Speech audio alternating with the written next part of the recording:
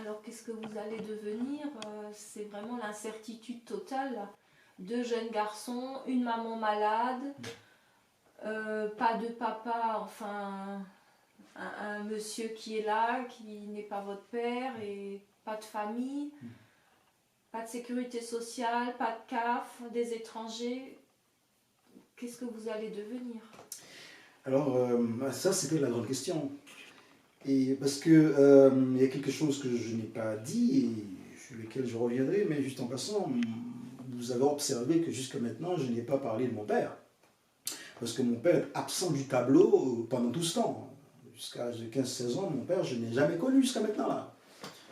Si je l'ai vu, c'est peut-être quand j'étais bébé, mais aucun souvenir de l'avoir vu. puisque, donc finalement, je demande son père, oui, son père, puisque mon père, il est parti, juste en passant, ça c'était un autre cataclysme. Hein. Un autre cataclysme, un autre cataclysme, puisque lorsque nous étions encore bébés, mon père est parti, il nous a abandonnés. Normalement, il devait partir dans un autre pays de la Caraïbe pour chercher du travail et pour nous faire venir, pour que nous venions le rejoindre avec ma mère et ses deux enfants. Et lorsqu'il est arrivé dans ce pays, je raconte ça parce que c'est important de découvrir ce qui se passe dans une vie et ce que cette vie peut devenir après.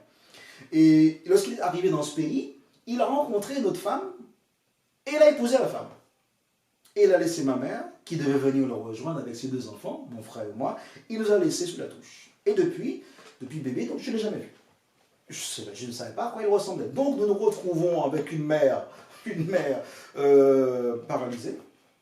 Elle rentre à la maison. Nous sommes dans un pays, en Guadeloupe, donc en France, hein, où il n'y a pas d'allocation familiale, pas de sécurité sociale, pas d'aide d'aucune sorte. Il n'y a rien de tout cela. Pour les étrangers que vous êtes. Pour les étrangers, qu'est-ce que je devrais dire aujourd'hui? Pour les migrants que nous étions. Donc vous voyez, quand on parle de migrants aujourd'hui, je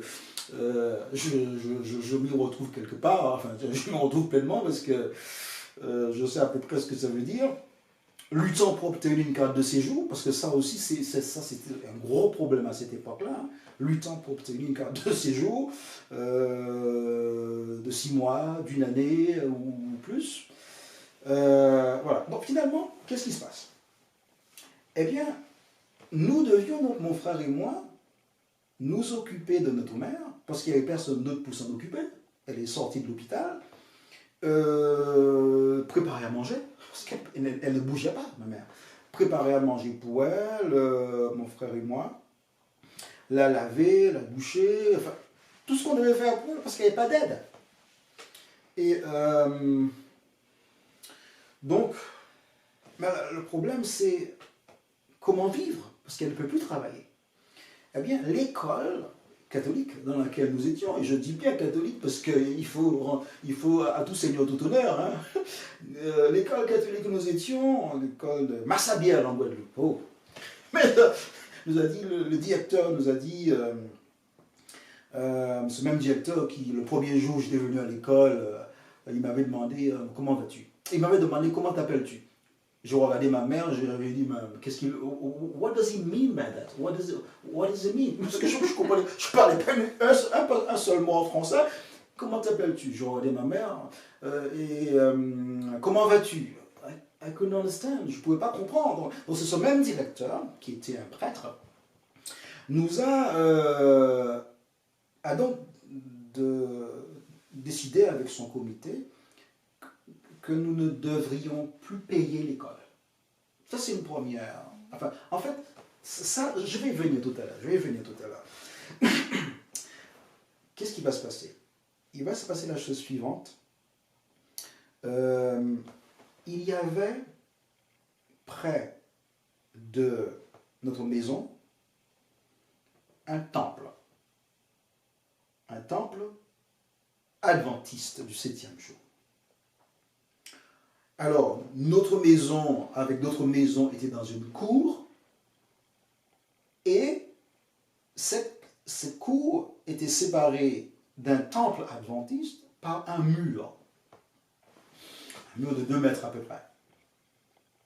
Et tous les soirs, j'entendais, enfin, tous les vendredis soirs, puisque ce sont les adventistes du 7e jour, donc comme les juifs, ils observent le sabbat, pardon, ils observent le sabbat du 7e jour, hein, du vendredi soir au coucher du soleil, au samedi soir au coucher du soleil, et sauf que ce sont des chrétiens.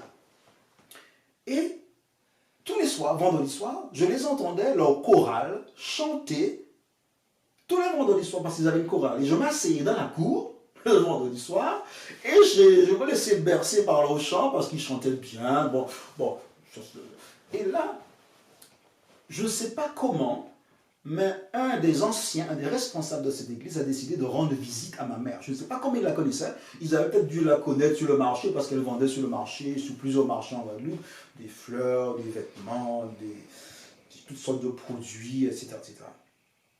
Et ils lui ont rendu visite. C'est gentil. Et ils ont prié avec elle. Ils lui ont proposé de l'aide, de matériel, parce que tu as besoin d'aide, parce qu'une femme seule, une femme avec 2 enfants, qui ne travaille plus, qui est malade, ils ont essayé de l'aider le plus possible, matériellement parlant, soutien psychologique, émotionnel, spirituel. Et c'est là que finalement, ils lui ont demandé, et moi je n'ai aucun problème à ce niveau-là, enfin aucun problème, à l'époque ça me posait un problème, mais plus aujourd'hui, ils ont demandé si elle souhaitait qu'ils étudient la parole de Dieu avec elle, puisqu'elle-même était croyante, donc ça ne devrait pas lui poser de problème, mais elle a accepté. Elle a accepté, et ce qui devait lui arriva. Mais là, tu parles maintenant de ta maman, de vous deux, mais tu ne parles plus de ce monsieur non plus qui apparemment vivait avec vous, en même temps qu'il y avait une autre femme. Vous étiez vraiment seul, ton frère et toi, seul avec ta maman. Je parle un peu de ma mère parce que ce qui va m'arriver moi passe par le truchement, passe par l'expérience de ma propre mère. Donc c'est pour ça que je l'introduis ici. Vous m'en excuserez un petit peu, je pense. Hein. Mais si vous voulez comprendre ce qui m'arrivera après, je pense que par ce relais, par ce biais-là, vous comprendrez un petit peu mieux. Il se trouve que, finalement, à force d'étudier la Bible, vous savez, excusez-moi de vous le dire, hein, c'est pas par mépris, ni par méchanceté, des yeux de mal faire. Non, je dis ce qui était. À cette époque-là, et beaucoup de choses ont changé depuis Vatican II, hein, entre 62 et 65, beaucoup de choses ont changé dans le catholicisme depuis ce temps-là. Nous n'étudions pas la Bible. Nous ne connaissions pas la Bible. Nous ne connaissions pas Dieu le Père, le Christ. Nous ne connaissions pas les enseignements de la Bible. Donc, étudier la Bible, c'était une zone de découverte extraordinaire pour ma mère. Elle a découvert l'Évangile. Elle a découvert le salut en Christ. Elle a découvert des choses qu'elle ne connaissait pas. Et puis, ma mère était émerveillée. Ma mère était émerveillée. Il y a eu une révolution dans sa vie. Déjà qu'elle était très croyante, malgré le fait qu'elle ne connaissait pas la Bible, mais il y a une véritable révolution dans sa vie, en qualité, en profondeur, c'est extraordinaire ce qui s'est passé. Et puis finalement, elle demandait à Dieu dans ses propres prières, mais qu'est-ce que je dois faire avec tout ça? Qu'est-ce que je dois faire avec tout ça? Et c'est là que finalement, je vous le dis, hein, parce que ça fait aussi partie de son expérience. Ma mère a eu plusieurs rêves dans lesquels elle avait le sentiment que Dieu cherchait à lui donner un message par rapport à son questionnement, par rapport à sa question. Et je vous raconte un de ces rêves. L'un de ces rêves, je vous ai dit que ce fameux temple adventiste se trouvait donc de l'autre côté du mur, où se trouvait notre maison. Il y avait un temple à étage. Elle a vu dans un de ses rêves une plante grimpante, ou cette fois-ci descendante, une plante quittait l'étage du temple, une plante avec de belles feuilles vertes, de jolies fleurs, descendre la paroi du temple, monter le mur qui séparait notre cour, descendre le mur, traverser la cour alors qu'il y avait plusieurs maisons dans la cour, et cette plante est entrée dans sa maison. Boum! Dans sa maison, elle a eu d'autres rêves de gens différents, mais allant toujours dans le même sens. Et vu ce qu'elle apprenait, elle était en phase avec ces choses-là, elle était en harmonie avec cela. Elle a perçu là, en plus des convictions qu'elle avait, elle a perçu là un appel de Dieu. Et elle a dit, j'ai compris ce que je devais faire.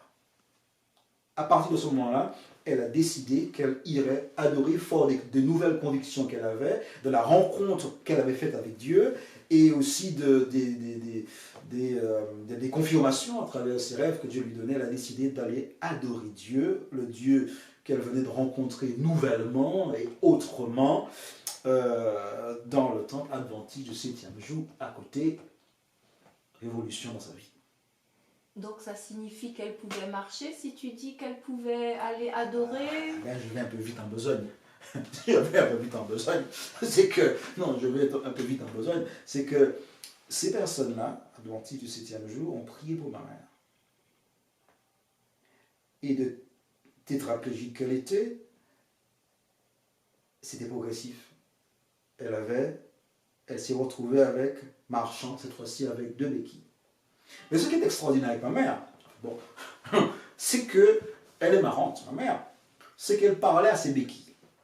Excusez du peu, elle parlait à ses béquilles, elle les tâtait, elle les touchait, elle leur disait, c'est gentil, je vous remercie de me soutenir et de me porter, mais je ne vous aurai pas toujours. Parce que Jésus a commencé à me guérir et il va l'achever. Ce qu'il commence, il le termine. Donc elle remerciait ses béquilles, elle les tâtait, elle les touchait. Je ne vous aurai pas toujours. Et puis, elle est passée de 2 béquilles à 1 béquille. Donc elle parlait à la dernière. Elle parlait à la dernière, je ne t'aurai pas toujours. Jésus a commencé quelque chose en moi, il va la finir. Et c'est là que, marchant avec 1 béquille, elle a donc décidé d'aller là-bas physiquement, jusqu'à ce que finalement elle soit complètement guérie. Complètement guérie. Mais, avant qu'elle ne soit guérie, il s'est passé quelque chose. Autre cataclysme, c'est que le monsieur avec qui elle vivait, puisque tu m'as posé la question, le monsieur avec qui elle vivait, quand il a vu qu'elle était devenue malade, paralysée comme ça, il a commencé à venir de moins en moins. Mais il continuait à venir, parce que bon, il ne voyait pas ce qu'il pouvait faire avec ma mère, surtout qu'il était déjà marié. Il a commencé à venir de moins en moins, mais il venait encore. Et quand ma mère a acquis ces nouvelles convictions spirituelles, et elle a compris la nécessité pour elle de ne pas vivre maritalement, eh bien, elle a décidé, dans son âme et conscience, de rompre avec cet homme. Et cet homme, avant de la quitter, il lui a dit ces 2 phrases. Il a maudit ma mère en lui disant, même tes propres compatriotes, qui sont en Guadeloupe, donc les Dominicains, même tes propres compatriotes, ne t'aideront pas, tu crèveras. Voilà la bénédiction, pardon, la malédiction que cet homme a lancée à ma mère avant qu'il ne parte. Vous voyez, ambiance. Et ma tante qui était en Guadeloupe à ce moment-là, elle a repris ma mère, elle l'a rabrouée en lui disant, comment est-ce que tu peux laisser partir cet homme? Tu n'as aucune aide, tu n'as personne, et c'est le seul homme qui t'aide. Elle a dit, il vaut mieux vivre en harmonie avec Dieu et avec sa parole que de vivre infidèlement.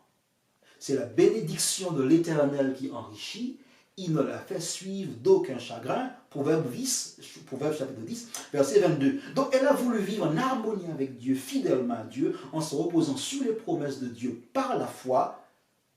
Elle a été jusqu'au bout, quoi qu'il advienne. Quand il est parti, c'est là que le directeur de l'école, de Massabielle où j'étais, nous a dit, ce n'est plus la peine de payer. Brutalement comme ça. Brutalement, c'est plus la peine de payer. Parce que c'était une école privée. Deuxièmement, le directeur nous a demandé de manger à la cantine. Deuxième bénédiction, parce qu'il faut payer la cantine. Manger à la cantine gratuitement. Ensuite, il nous donnait 2 boîtes de nourriture chaque semaine. 2 boîtes de nourriture que je transportais sur la tête, que j'emmenais à la maison, contenant toutes sortes de choses. Et c'est suite à ça, donc ma mère a obtenu la guérison suite à ça. Nous avons en plus commencé à obtenir, grâce à l'État français, des allocations familiales et un peu de sécurité sociale. Mais tout ça comme un train de bénédiction suite à la décision que ma mère a prise, quoi que ça lui coûte, de vivre en harmonie avec la parole de Dieu, avec la volonté de Dieu. En harmonie avec la foi, nouvelle foi qu'elle avait, amoureuse avec le Christ.